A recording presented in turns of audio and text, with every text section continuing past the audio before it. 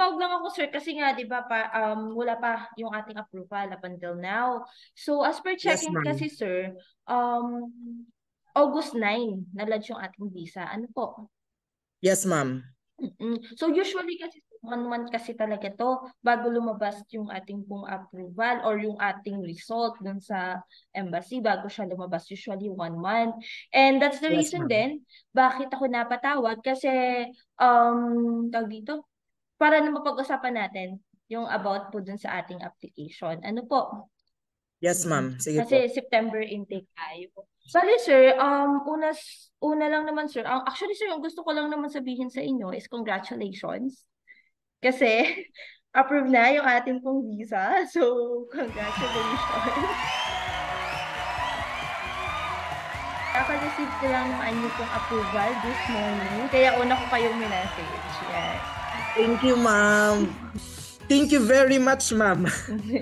Thank you so much din po, sir. And actually, I am really tawag dito, happy with your application kasi actually, sir, mabilis pa yung ating process. Ano po, nag-start tayo last March, tama ba? And ngayong Oo, ma'am. September, pupunta ka na ng New Zealand. So, congratulations po. Thank you, ma'am. Napakaagang Christmas gift niyo sa akin yan, ma'am. Sobra, as in. Hindi ko alam kung anong sasabihin ko, ma'am. Kulang yung thank you, ma'am, na may bibigay ko sa inyo, ma'am, sa lahat ng tulong nyo sa akin. Thank you so much. Napaka-happy ko, ma'am. I-message ba sa aming team or how's the process ba? Actually, ma'am, napakadali ng process sa inyo. Talagang need mo lang talagang i-provide yung mga kailangang requirements. Napaka-smooth ng ma'am, ng process. Actually, ma'am, ako na siguro yung pinakamabilis na process ninyo mula nung nag-inquire ako sa inyo, ma'am, hanggang nag-submit ako ng requirements, ma'am. Napakabilis, ma'am. Sobra.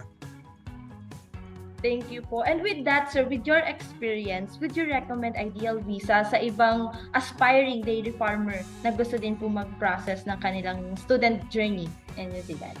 Siyempre naman, ma'am, of course, lalo na ngayon, ma'am, na pahirapan ang pag-process, kailangan mo pa ng magbiyahe or through Ideal Visa, ma'am, email lang lahat ng requirements tapos mag-aantay ka na lang, hindi mo na kailangang gumastos ng malaki para ma-submit yung mga requirements, ma'am. Sa lahat ng nagpaplano na